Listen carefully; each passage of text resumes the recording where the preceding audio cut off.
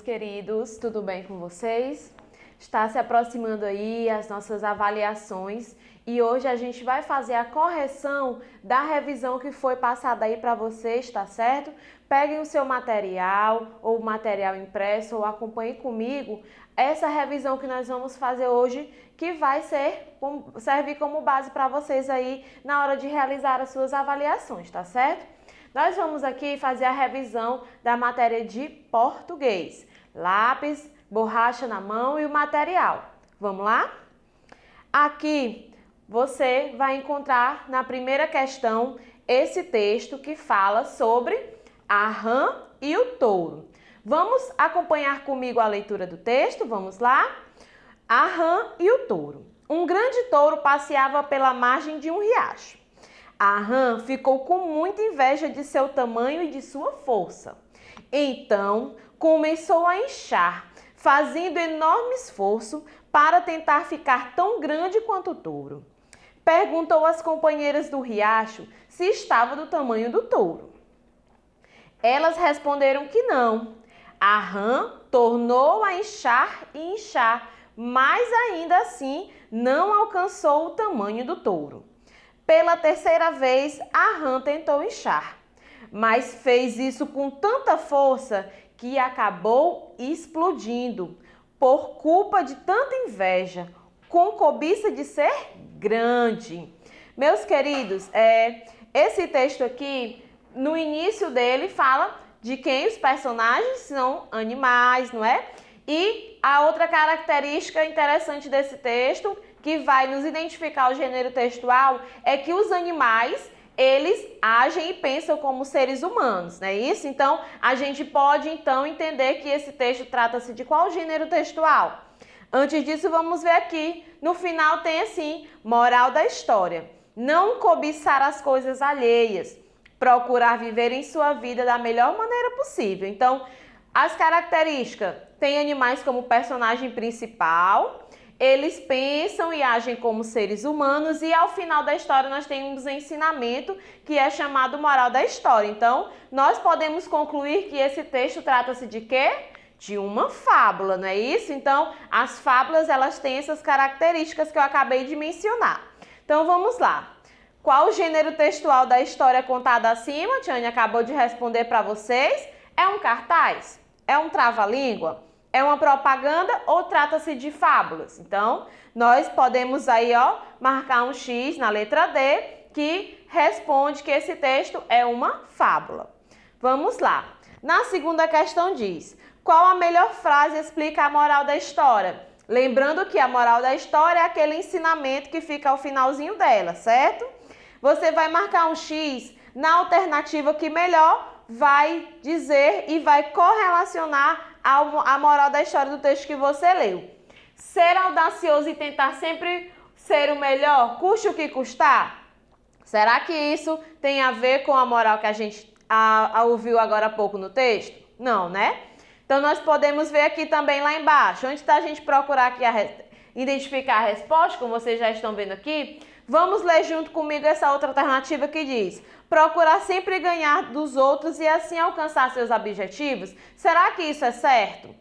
Ou não desejar as coisas alheias, ser o melhor de si mesmo. Vou voltar aqui para vocês, para que vocês revejam aqui a moral. Não cobiçar as coisas alheias.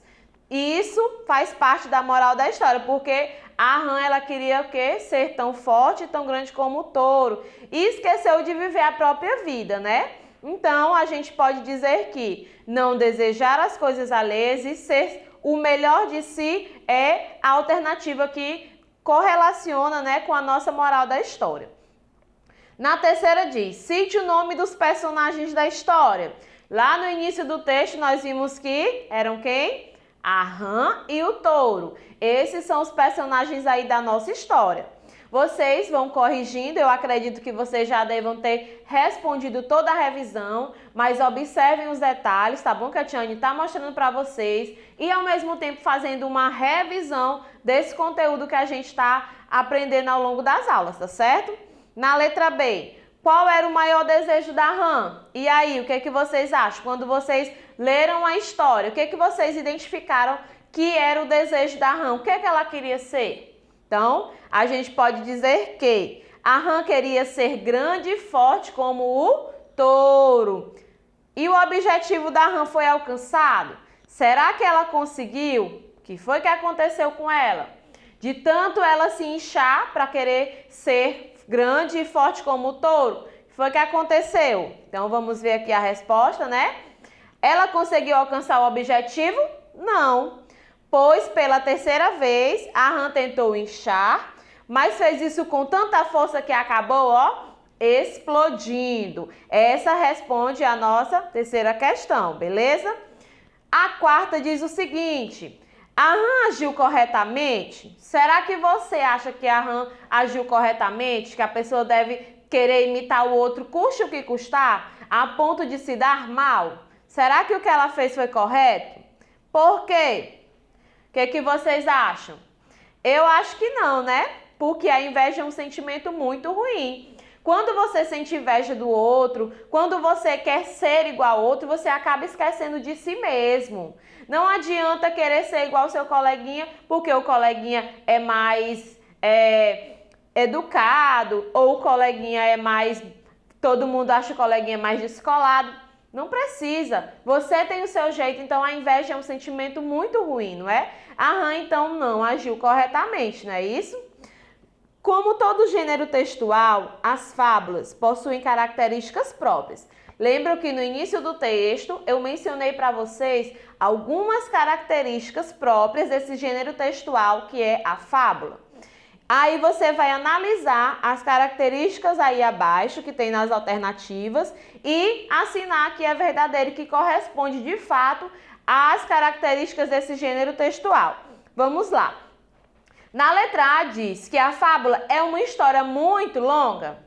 Na letra B, é uma história onde os personagens geralmente são animais que pensam, sentem e agem como pessoas. A C, os acontecimentos não são narrados em uma sequência lógica, que início, meio e fim. É tudo bagunçado? É uma história onde os personagens geralmente são pessoas? E aí, que foi que vocês colocaram aí como alternativa correta? Analisando essas alternativas, nós podemos ver que a letra B é a que melhor responde a nossa pergunta, pois a gente sabe que é uma história onde os personagens, como eu acabei de falar para vocês, ganham essa autonomia de seres humanos. Eles pensam e agem como as pessoas, certo? Essas são uma das características. A letra A está errada porque ela é uma história curta, pelo contrário, ela não é uma história longa, não é? E os acontecimentos, aí diz que na letra C, eles não são narrados, pelo contrário, eles são narrados em uma sequência, do início, meio e fim. E a letra D está errada porque diz que é uma história onde geralmente os personagens são pessoas? Também não. Geralmente são o quê? Animais, não é isso? Vamos para a próxima. Na sexta questão, nós vemos aqui, as letras do alfabeto podem ser escritas de forma maiúscula ou minúscula. Nós aprendemos isso, certo? Porém, cada uma deve ser empregada da forma correta. A letra inicial maiúscula e também as letras minúsculas. Leia o texto abaixo, circule as letras maiúsculas, em seguida relacione-as de acordo com as regras gramaticais. Nós vimos que a letra inicial maiúscula, ela deve o quê? Ser colocada no início da frase ou no início de um texto. Nome de pessoas, de personagens, de animais, de estados, de países. Esses também usam-se a letra o quê? Maiúscula. E as demais, que são as letras minúsculas, elas são sempre colocadas no meio da frase, elas são colocadas com objetos, certo? Que não tem um nome próprio, beleza? São os chamados objetos comuns. Aí você, depois que você relembrou esse detalhe que a tia ensinou para vocês sobre as letras maiúsculas e minúsculas, você lê comigo esse textinho que diz assim, ó. Monteiro Lobato é considerado o pai da literatura infantil brasileira. Ele foi o criador de personagens infantis, como Emília, Narizinho e Pedrinho. Do livro Pica-Pau Amarelo, não é isso? Em Taubaté, estado de São Paulo, fica a casa onde o escritor nasceu, não é isso? Então, aqui diz que o Monteiro Lobato, nome de pessoa, então, as iniciais maiúsculas, onde você vai primeiramente circular. Onde aparece a letrinha maiúscula, você vai circulando aí na sua atividade, ó. Temos aqui o no início de frase, aqui no nome da Emília. Então, vocês primeiro circulem onde aparece a letrinha maiúscula, beleza? E logo em seguida, a gente vai aqui, ó, relacionar. Nós temos aqui as letras maiúsculas e as letras minúsculas. São as palavras escritas com as letras maiúsculas e minúsculas e aqui onde elas são empregadas. Quando eu coloquei lá, ó, um exemplo, casa. Casa, ela está entre as letras minúsculas e ela foi encontrada lá no texto, no meio das frases, beleza? Essas aqui você vai correlacionar de acordo com o texto que você leu e obedecendo às regras gramaticais. Nós temos aqui o nome Monteiro Lobato. Ele é um nome de pessoa. Logo, a letra inicial é maiúscula. Emília e Narizinho. Emília e Narizinho também são nomes aqui, ó, de quem? De personagens. Portanto, o nome de personagens também deve estar com a letra inicial maiúscula. Pedrinho também é nome de pessoa e é o nome de personagem. Você pode estar ligando ele para cá como nome de personagem, né? Porém, se fosse em outra ocasião que não fosse baseado no texto, ele também seria nome de pessoas. Nós estamos fazendo essa ligação aqui de acordo com o texto, não esqueçam. O Pica-Pau Amarelo. Esse nome, o Pica-Pau Amarelo, por que, tia? Que ele está com a letra inicial maiúscula? Porque nesse caso ele está se referindo ao nome de um livro, certo? Então, o título, né, o nome do livro tem que estar também com a inicial maiúscula. E o nome Taubaté? Taubaté é o nome de quê? Que lá no texto fala da cidade onde o Monteiro Lobato nasceu. Então, nós vamos ligar ele aqui para o nome de uma cidade, beleza? As demais letras minúsculas, que eu tenho o nome infância, também vai estar relacionada no texto, vai estar no meio da frase. Criador também está lá no texto, no meio da frase, assim como o nome estado, certo? Esses aqui, com as letras minúsculas, estão voltados lá no texto, no meio da frase. Meus amores, caso a tia esteja indo muito rápido, depois vocês podem voltar e rever o vídeo para que vocês possam tirar alguma dúvida se tiverem, tá certo? Vamos continuar. Aí aqui diz assim, ó, o dicionário tem muitas utilidades. Lembram que durante as nossas aulas nós vimos que o dicionário ele pode servir quando queremos descobrir o significado de uma palavra, mas também quando temos dúvida ao escrever essa palavra. Por exemplo, a gente às vezes tem dúvida se a palavra é escrita com X ou com CH, pois nós sabemos que a letra X, quando pronunciada em algumas palavras, ela tem o som de CH. Então, a gente vai o quê? Utilizar o dicionário. Vamos pegar o dicionário, procurar a palavra que está em dúvida na escrita, para que a gente possa, além de saber o significado, a gente ver também como é que ela é escrita. Por que isso, tia?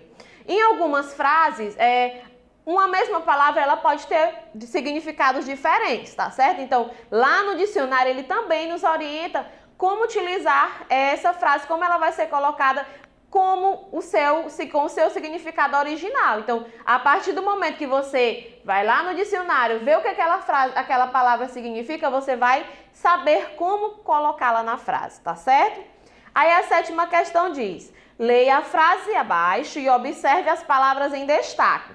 E procure o significado em um dicionário e escreva-as nas linhas a seguir. Meus amores, uma palavra, geralmente, no dicionário, ela aparece com mais de um significado. Eu separei aqui, ó, essas duas frases que estão grifadas aí na atividade de vocês vão olhar o dicionário e vão colocar de acordo com o que vocês encontraram. Não é obrigatório colocar do jeito que a tia colocou aqui, tá certo? Diz assim: até que um dia o mais resoluto de todos os ratos resolveu colocar um ponto final naquela situação que os mantinha em permanente sobressalto. Então, nós temos resoluto e nós temos a palavra sobressalto. São duas palavras que você vai procurar no seu dicionário, obedecendo a ordem alfabética. Aí, nesse caso, o nome resoluto. Você vai localizar o dicionário na letra R e vai procurar pela segunda letra. A ordem, no caso, é a segunda letra, né? Porque vai ter várias palavras com RE. Então, você vai observar. Tia, mas também já tem muitas palavras com RE. Vai na sequência, olha a terceira letra, certo? Quando você encontrar ela, você vai escrever aqui. Eu encontrei esses dois significados. Resoluto, que foi resolvido ou desfeito. E sobressalto, inquietação, susto. Então, você vai procurar no dicionário essas duas palavras e escrever aí o significado delas, tá certo? Depois você vai reler a frase, tentando colocar e encaixar o resultado que você achou da sua pesquisa do significado da palavra dentro dessa frase, tá bom? Para que você possa também entender melhor. A oitava diz assim: quando as palavras começam com a mesma letra, como em navio, neve, elas são organizadas em ordem alfabética a partir da segunda letra, certo? Eu acabei de falar para vocês. Então, observem as palavras abaixo e assinale a alternativa em que elas estão escritas, seguindo a ordem alfabética corretamente. Vamos analisar aqui, ó.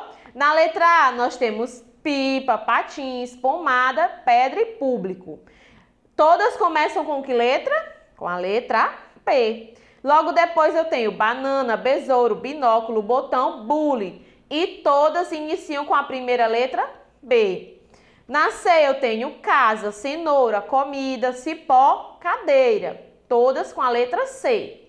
Na letra D, dedo, dado, dinheiro, dominó, dureza. Todas também com a letra D. E agora, como é que eu vou fazer para descobrir qual está obedecendo a ordem alfabética ou a ordem da segunda letra? Vamos lá. Na letra A, quando eu digo pipa, patins, de acordo com a ordem alfabética, o I vem antes ou depois do A no alfabeto? Daí a gente já vai descartar essa alternativa A. Na letra B, nós temos banana, besouro, não é? Então, a gente pode já estar deixando essa questão aí como uma quase certa. Mas antes, vamos analisar aqui a letra C. Casa, cenoura, olha só.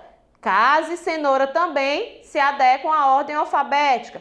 Comida, aí já não tá certo por quê? Depois do E, no caso, deveria ser, de acordo com a ordem aí, a letrinha I. E a letra D já começa com dedo, já começa com a letrinha E, sendo a segunda letra. Então, nós descartamos. Portanto, nós podemos aqui, ó, letra B, a nossa resposta correta.